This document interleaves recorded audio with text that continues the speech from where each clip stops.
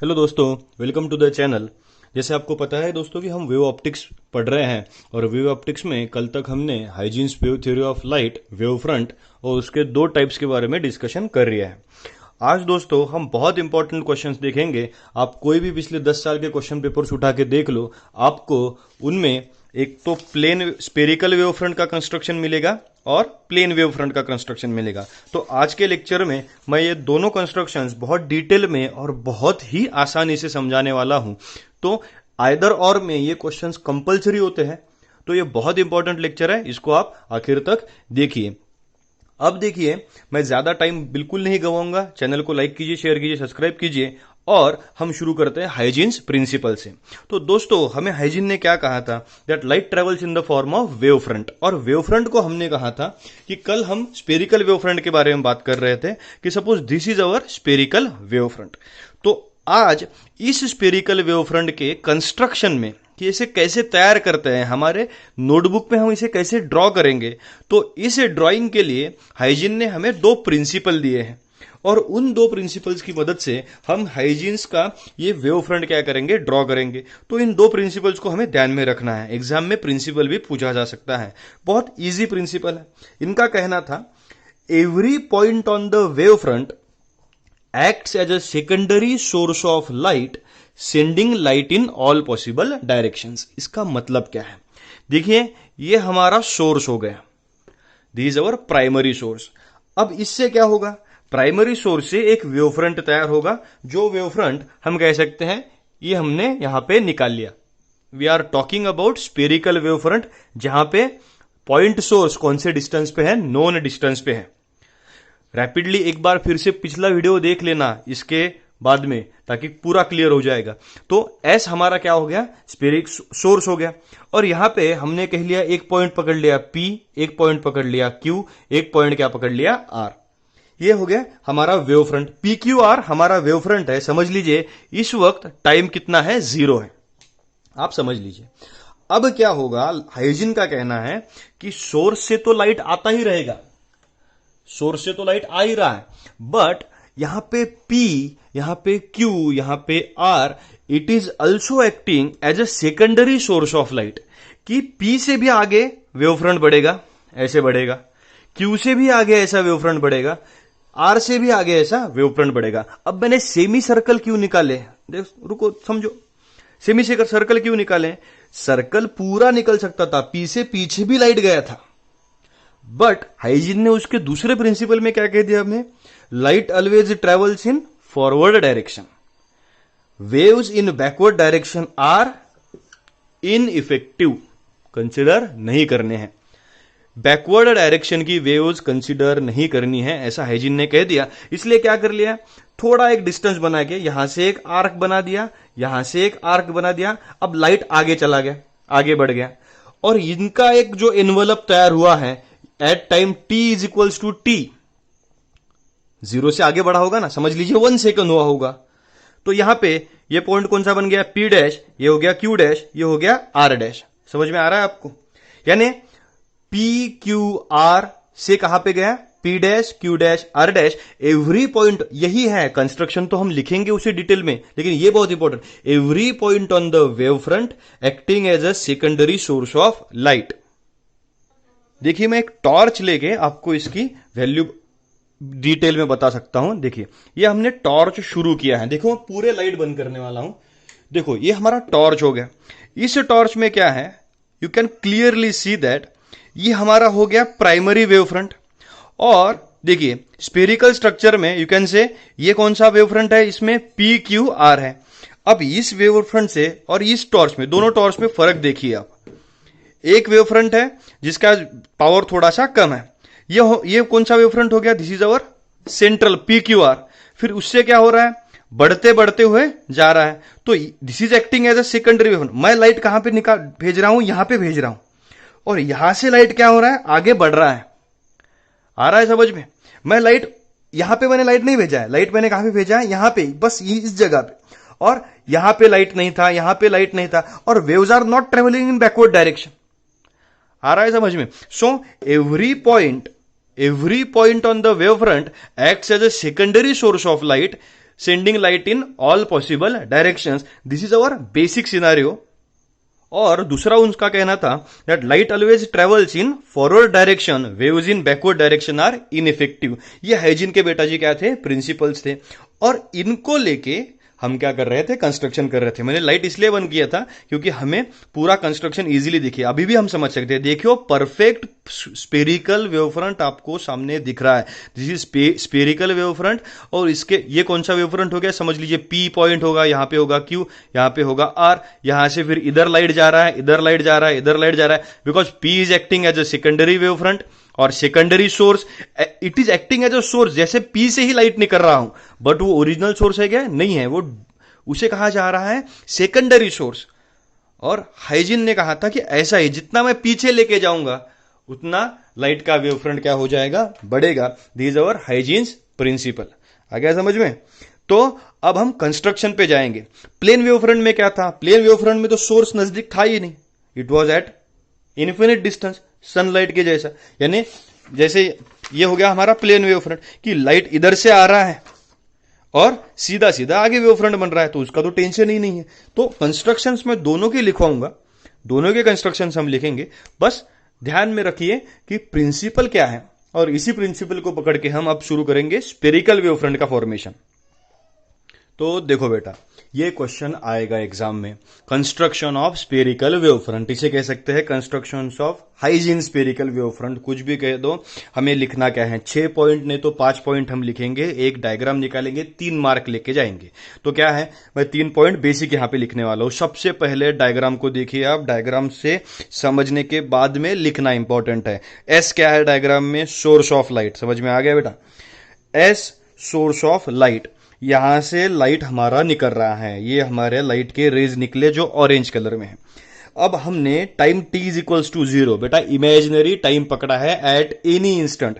This is our time t is equals to 0. तो p q r क्या हो गए, सेकेंडरी सोर्स, और इसे हम क्या कह सकते हैं, this is our first wave front. आ गया समझ में. ये हमारा कौन सा वेव फ्रंट है, फर्स्ट वेव फ्रंट. तो ये क्यू वेव फ्रंट है पहला हमारा.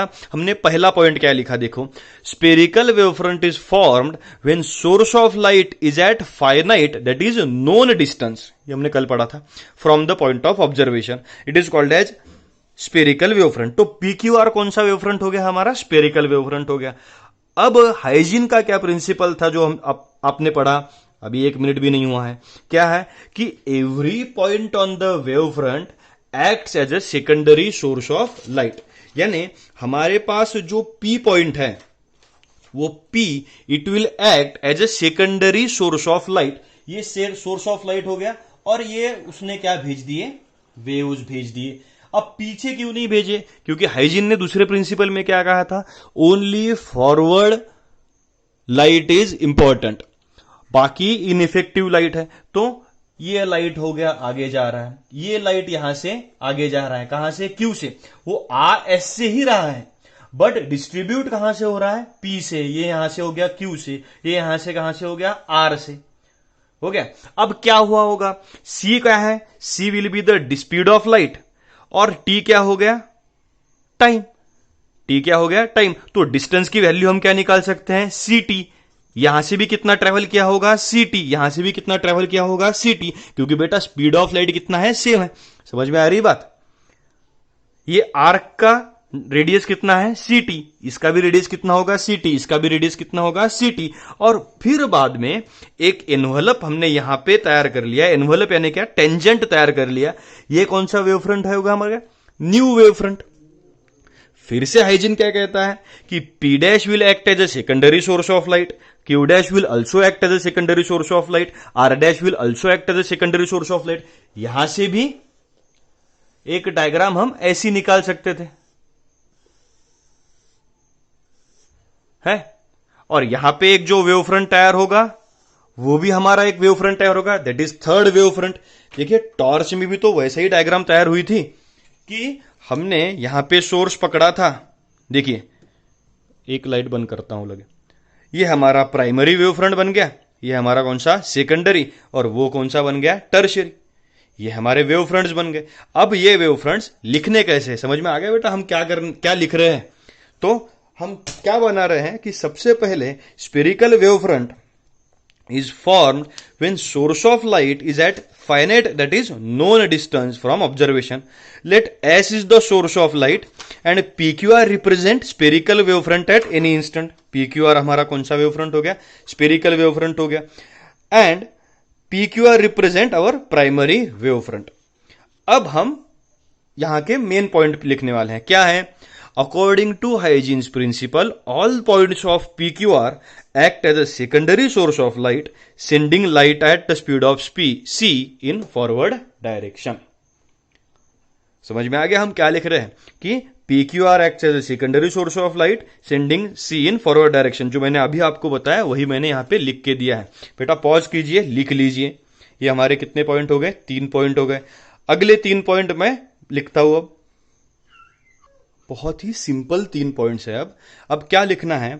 New wave front at time t will have PQR as centre and CT as radius. ऐसे आर्क हमने बनाए हैं. सरफेस टेंजेंशियल, अगर टेंजेंट इसको ड्रॉ किया और एक इन्वेलप बनाया तो वो क्या रिप्रेजेंट करेगा? हमारा न्यू वेव फ्रंट रिप्रेजेंट करेगा. और ये दोनों वेव फ्रंट एक दूसरे को कैसे रहेंगे? पैरेलल रहेंगे. सो हमारे 3 पॉइंट्स ये बनते हैं. New wavefront at time t will have PQR as center and CT as the radius. Surface tangential at points P dash, Q dash, R dash represent new wavefront at time t. Both wavefronts are parallel to each other. आ गया समझ में? बेटा ये हो गया हमारा कौन सा कंस्ट्रक्शन? स्पेरिकल वेवफ्रंट का. सेम कंस्ट्रक्शन आप लिख सकते हो किसका? पैरेलल वेवफ्रंट का. Spherical wavefront and plane wave front, जिसे पैरेलल वेव फ्रंट भी कहा जा सकता है. तो क्या हो सकता है पैरेलल वेव फ्रंट या प्लेन वेव फ्रंट में?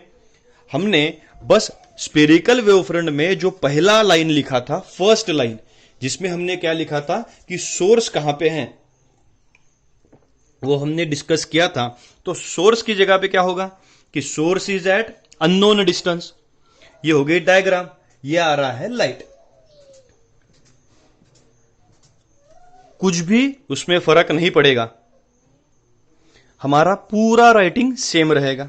अगर आपने स्पेरिकल वेवफ्रंट लिखा है तो आप देखिए हमारा प्लेन वेवफ्रंट का स्ट्रक्चर कैसे बनेगा. Plane wavefront is form when source of light is kept at unknown और इनफाइनाइट डिस्टेंस. आ गया समझ में? ये हमारा कौन सा पॉइंट बनेगा? First point.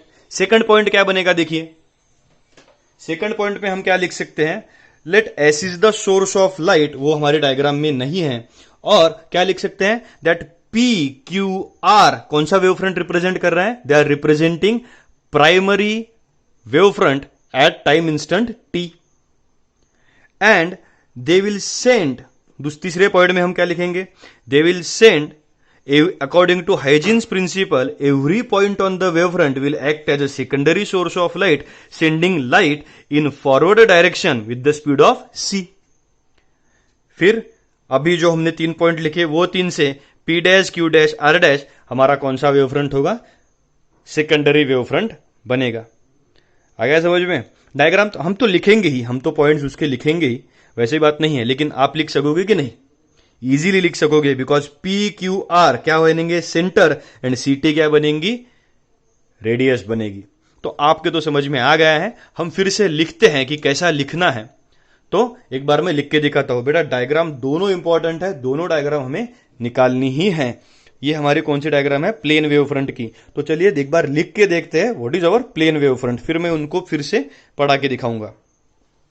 तो चलिए आंसर बनाना है प्लेन वेव फ्रंट का. बिल्कुल टेंशन नहीं लेना है. डायग्राम देखने हैं. डायग्राम पहले चेक करेंगे. प्लेन वेव फ्रंट बनेगा. प्लेन वेव फ्रंट कहां से बनेगा? पॉइंट सोर्स कहां पे है? वेरी फार है, बहुत दूर के डिस्टेंस पे है. तो लाइट कैसा आ रहा है? स्ट्रेट लाइंस में आ रहेगा, दिख रहा है. PQR क्या रिप्रेजेंट कर रहा है? हमारा इनिशियल वेव फ्रंट है. At time t is equals to हो गया 0. थोड़ा टाइम जाने के बाद में at time t is equals to t. CT इतना हम क्या लेंगे? डिस्टेंस लेंगे, आर्क बनाएंगे. और PQR हमारा क्या हो जाएगा? Wave front at time t. ये क्यों बना? बिकॉज PQR हाइजन का प्रिंसिपल फिर से रटेंगे एक बार. क्या? Every point on the wave front acts as a secondary source of light, sending light in all possible directions. So PQR it is acting as a secondary source. और उससे हमारा डायग्राम बन रहा है। तो वही लिखा है मैंने आसान शब्दों में। क्या लिखा कि plane wave front is formed when point source is very far from observation. Let PQR be the plane wavefront at any instant. According to Huygens principle, all the points on this wavefront act as a secondary source of light, sending light in forward direction as backward light is ineffective. ये hygiene साहब ने कहा था, हमने कह रहे हैं। और फिर क्या करना है? Draw hemispheres as PQR as centers and CT as the radius. This envelope gives P dash Q dash R dash as new wavefront, new plane wavefront. और ये पैरेलल है किसको? प्राइमरी वेवफ्रंट को। 4 बार मैंने आपको ये बता दिया है। बेटा कंस्ट्रक्शन में आइदर स्पेरिकल आएगा नहीं तो प्लेन आएगा, आएगा ही। इसको लिखो, 1 बार लिखो, 2 बार लिखो, मुझे भेजो, कमेंट बॉक्स में आपकी रिएक्शंस लिखो, कैसा लगा, क्या डाउट है, सब लिख दो। लाइक बटन को फोड़ दो, पढ़ते रहो। चैनल को लाइक कीजिए, शेयर कीजिए, सब्सक्राइब कीजिए, पढ़ते रहिए। Thank you.